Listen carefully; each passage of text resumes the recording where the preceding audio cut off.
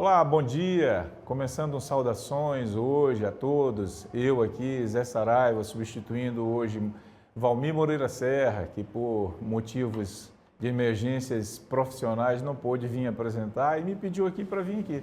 Então, vou apresentar para vocês hoje o pesquisador, né, Antônio Noberto.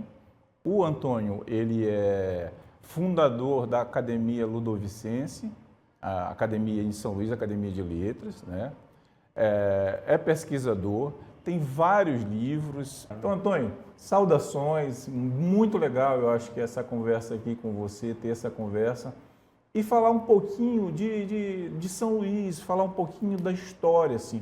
Qual é a importância, Antônio, de ter história, de preservar a história? Qual é a importância do pesquisador? Você é turismólogo, eu acho que você utiliza isso também como uma forma até de divulgar o turismo também, né? Eu já vi algumas coisas suas em relação a isso. Mas qual é a importância da história? A história nos torna mais civilizados? Bom dia, meu amigo, bom dia a todo mundo que está nos vendo aí. Satisfação estar aqui com você. Nosso amigo Moreira Serra não pôde vir e você está fazendo aqui a parte dele de uma forma bem competente, digamos assim. E a história é importante porque o Noberto, particularmente, quando fala de história, as pessoas entendem que eu estou falando de um passado, mas não é somente um passado. Quando você fala da história, você tenta projetar o futuro e você está tentando situar no presente. Então, quando o Noberto está falando de história, está falando de uma projeção para um Brasil melhor, para uma São Luís melhor, para um Maranhão melhor. Porque as histórias que interessam ao poder constituído, elas são muito divulgadas, mas as que não, tipo assim, Tiradentes e uma série de outras histórias é interessante para quem está à frente do poder. Mas para a população em geral, será que interessante é só isso aqui? Ou é interessante desnudar, desvendar essas outras histórias que estão aqui por baixo do tapete? Ou nos sete palmos esperando alguém algum dia trazer à baila, trazer à tona essa história? Então isso é um fato curioso. Então, para mim, a história ela é fundamental para uma sociedade, porque quem não sabe de onde veio, não projetará e nem saberá para onde ir.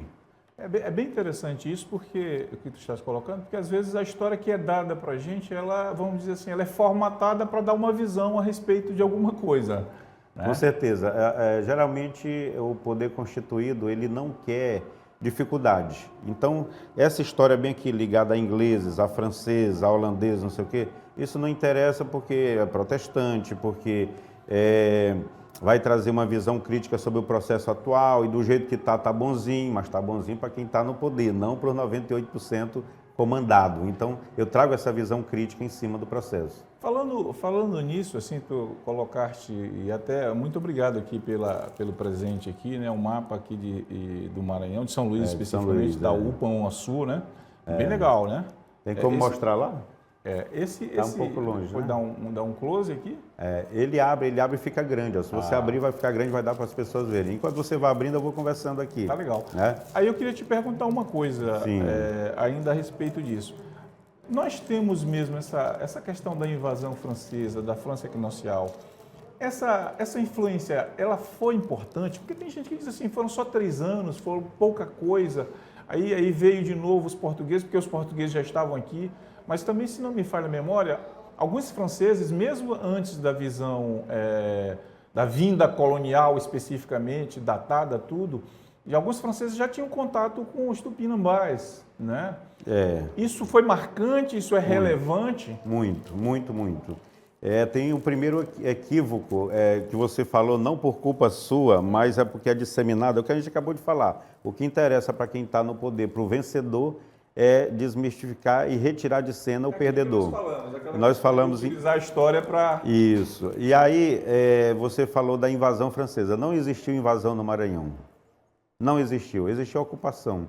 Por quê? Isso está lá, se você pega a obra do maior historiador do Maranhão, João Francisco Lisboa, que era o Pena, o escritor do Partido Bem-te-vi, o partido dos maranhenses e dos brasileiros. Né? Ele escreve lá: os holandeses invadiram o Maranhão em 1641, mas os franceses não. Ele fala lá, eles ocuparam um terreno vago que estava há mais de século, foi doado pelo Papa há mais de século e, no entanto, permanecia sem ocupação e os dois reis de Portugal e de Espanha caindo em penas de comiço. Isso é o que está lá escrito por João Lisboa. Então não houve invasão porque os franceses, como você mesmo falou, já havia um contato, já havia mais do que isso, eles já moravam aqui. Já havia um certo relacionamento. Quem desvendou isso? O próprio Norberto, que foi atrás, correu atrás, um pedido de salve o Dino para mim, grande escritor, que Deus o tenha, falecido. Eu fui atrás muito dessa história a pedido dele, que foi um pedido, na verdade, de Rubem Almeida. Há mais de meio século pediu, aliás, há 70 e tantos anos pediu para ele pesquisar, ele não conseguiu e passou a bola para mim agora há 15, 16 anos, eu consegui pesquisar e cheguei no objetivo. Então, ali no São Francisco, onde tem o edifício Malibu, onde tem a Praça do Botafogo, ali no Baza, ali era o Forte do Sardinha, que era o forte francês dos anos 1500. Foi dali que eles partiram para criar um núcleo urbano no Ceará, lá em Viçosa, onde a primeira rua chamava-se Rua Paris. E a segunda rua que emendava para o topo da serra era a Rua Pedra Lips, colocada pelos franceses do Maranhão, Adolphe de Monville, Charles Devaux e dezenas de outros que foram para lá viver com os indígenas. Foram fazer o que lá?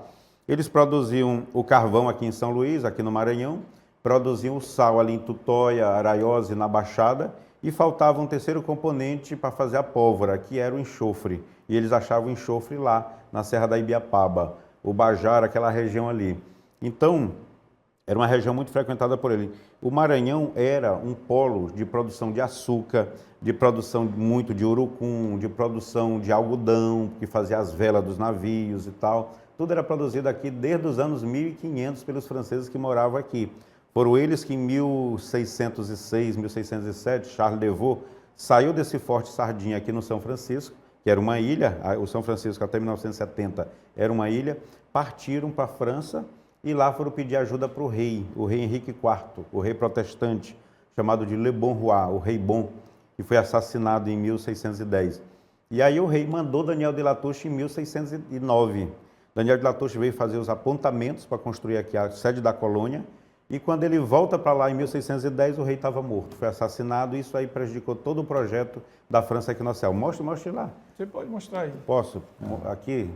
Pronto. Aqui ele está maior. Aí tu pode falar um pouquinho. Isso, isso aqui é o mapa. É o mapa Saint-Louis, capital da França Equinocial. São Luís, capital da França Equinocial. Mostra um pouquinho, ó. Bem aqui você vê a Praça Pedro II aqui, ó, que foi maximizada, toda numa paliçada. E o restante da ilha. Lá em cima já é Ribamar. Cadê? Aqui. Por aqui, ó. Já é Ribamar, onde hoje está o santo.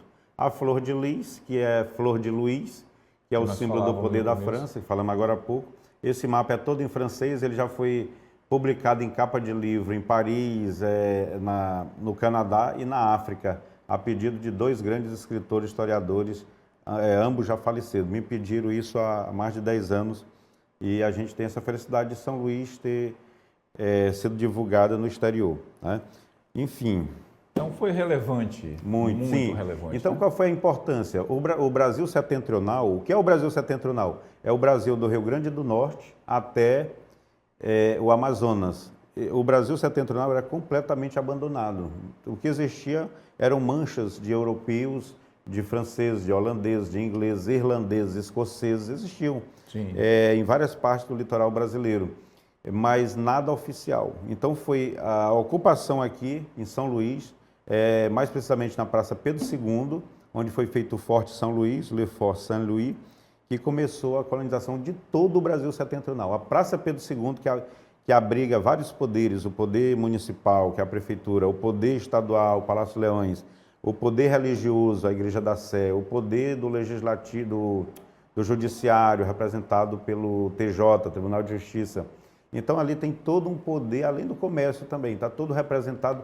Eu não sei se é a única, mas é uma das pouquíssimas praças de 400 anos que permanece quase inalterada no Brasil, é São Luís. Então, isso tem que ser um orgulho para a gente, porque é o primeiro pedaço de terra ocupado na terça parte do Brasil. É verdade que ali tinha um cemitério? Sim, o primeiro cemitério foi lá onde hoje está o Banco do Brasil. Banco do Brasil, ali era um cemitério, ali provavelmente foi sepultado. A Rua de Nazaré, o final da Rua de Nazaré ali. Isso. Coisa, assim. Porque a Rua de Nazaré, ela era a muralha. A muralha, porque São Luís nasceu como uma cidadela. Cidadela. Né, toda cercada, como a gente mostrou agora. Ali era no período da paliçada, mas depois foi feita em pedra.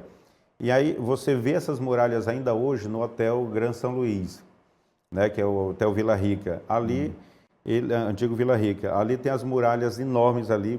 A cidadela pegava desde o Cine Teatro Municipal, onde hoje é a Igreja da Sé também, até o Palácio dos Leões e pela Rua de Nazaré.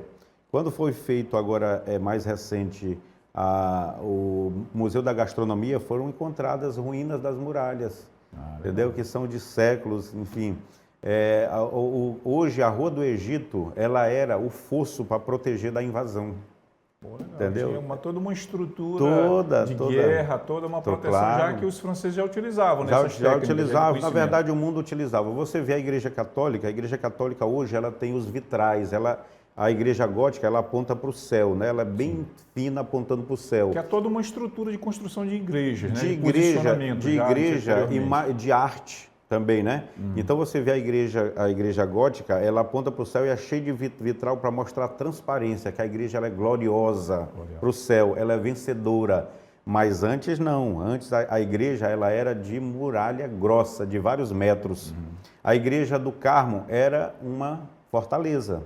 Para você que está nos ouvindo aí, saiba que a igreja do Carmo, no Largo do Carmo, ela era uma fortaleza. Inclusive, ela tem todo um aspecto bem largo mesmo, as paredes. De castelo. Esse é o modelo românico, modelo chamado românico, que mudou depois para o modelo vencedor da igreja, que é o modelo gótico. Isso é uma coisa linda, até me arrepio de falar, que eu acho lindo, maravilhoso. É muito legal isso. Muito legal. De lá que os portugueses, quando vieram para a retomada contra os holandeses, era de lá da igreja do Carmo que eles atiravam lá para onde hoje é o Palácio dos Leões, a Praça Pedro II, que os holandeses estavam ocupando lá. Fizeram aquela fortificação ali no Largo do Carmo para poder, e ficava atirando e recebendo tiro, entendeu? E aí tem até a lenda do São João, que os holandeses, sabendo que eles eram católicos, os holandeses eram protestantes, aí botaram São João, teriam colocado um São João para eles pararem de atirar para não acertar São João. Aí vem a lenda que não acertou nenhum tiro. Toda vitória portuguesa tem uma lenda, né? Eles criaram uma lenda que é uma forma de você se projetar além da força das armas. É uma forma de consolidar aquilo também. Sim, na mente das pessoas. Né? Muito. Portugal fazia muito isso. Agora uma coisa, Antônio, esses holandeses também, eles não eram meio franceses também, não era uma mistura ali de holandeses e franceses ali também, porque o pessoal fala muito também em uma certa invasão holandesa também, mas na verdade será que não era um resquício dos franceses também? Sim, uma pergunta excelente que ninguém, acho que nunca me perguntou, mas eu já cheguei a falar em alguns eventos. Uma parte dos holandeses que estavam ali eram franceses que já tinham fundado a França Equinocial, tinham fundado em São Luís em 1612. Então eles estavam voltando 20 e tantos anos depois para retomar São Luís e retomaram, né? Mas veio uma ordem do rei de Espanha dizendo para não derramar sangue francês no Maranhão, pela parceria das duas nações, França e Espanha. A França sempre foi prestigiada e privilegiada, mesmo pela Espanha, para não sofrer retaliação, para não ter animosidade, porque os dois reis se casaram, rei e rainha. 2 da França saíram de Paris e 2 saíram de Madrid e se encontraram na fronteira para se casar em Paris.